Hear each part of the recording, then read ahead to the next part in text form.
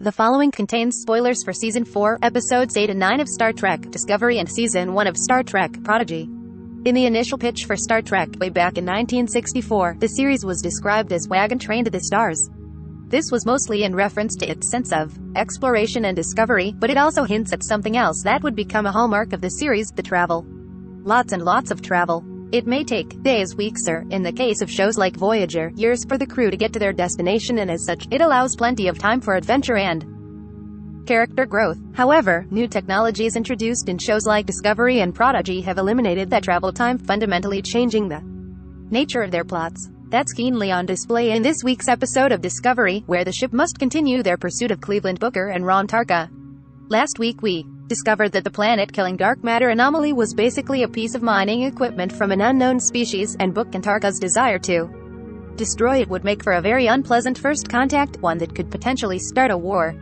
The pair had already stolen a prototype spore drive and fitted it into Book's ship, meaning they now had access to the ability to leap across the galaxy in seconds. As the only other vessel in the fleet with a working spore drive, this meant the USS Discovery was now in the uncomfortable position of hunting down one of its own. CBS. Some of the episode is focused on the crew's feelings about this. Admiral Vance can't trust Michael to hunt down her boyfriend, so he even assigns Commander Nanto the mission to step in if things get messy.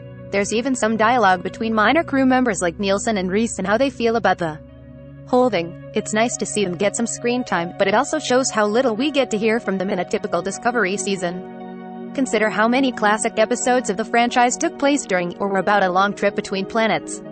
It's in the title of the original series, Journey to Babel, where we meet Sarek for the first time and get to see the relationship between him and his son, Spock. Data's Day is Next Generation episode about a typical day in the life of Commander Data, which also involves transporting a diplomat while there's also a wedding on board the ship. This was the first appearance of Keiko Bryan, a character who would later go on to play a large role in Deep Space Nine when her husband was part of the main cast. CBS. Meanwhile, the chances for our recurring characters to shine have been few and far between. Last week's installment did have a second kicking ass, but not in any way that really gave us a deeper insight into her character, with her best development remaining New Eden back in Season 2. We haven't even seen Jet Reno much this year, though that's due to actress Tig Notaro avoiding travel during the pandemic. The background character that's gotten the most development thus far is Ariam, who had an entire episode dedicated to her, because she was about to die.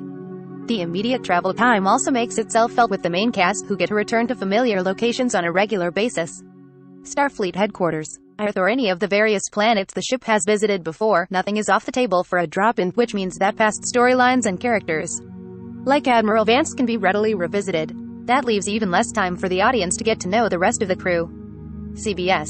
It's an interesting contrast with Prodigy, which also features super-fast engine tech, the Protostar engine. It's not instantaneous like the spore drive, but it does cut a journey that would have taken Voyager 70 years down to mere days. It's a natural outgrowth of all the technological development we saw during Voyager 7 seasons, as opposed to the quantum leap that the spore drive represented to Discovery's 23rd century setting. But even with faster travel times, Prodigy can still focus on character development due to simply having a smaller recurring cast to deal with. On the Protostar, it's just the 6 kids and their holographic Janeway, and a lot of their time is spent in transit by virtue of the plot. They were on the run from the Diviner and thus couldn't stay in one place very long, and when the show returns from its hiatus they'll be running from the flesh and blood Janeway. In my interview earlier this month with showrunners Dan and Kevin Hageman, they also said they didn't want the vessel to just be zipping around either. There will be limits to what the ship can do, which leaves plenty of time for even more character development.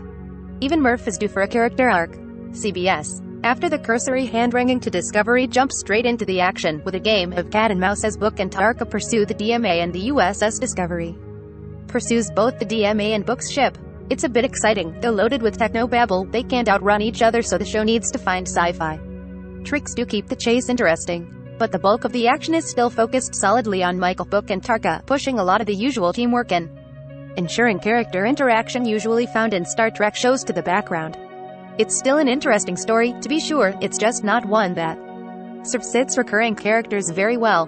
All products recommended by Engadget are selected by our editorial team, independent of our parent company. Some of our stories include affiliate links. If you buy something through one of these links, we may earn an affiliate commission.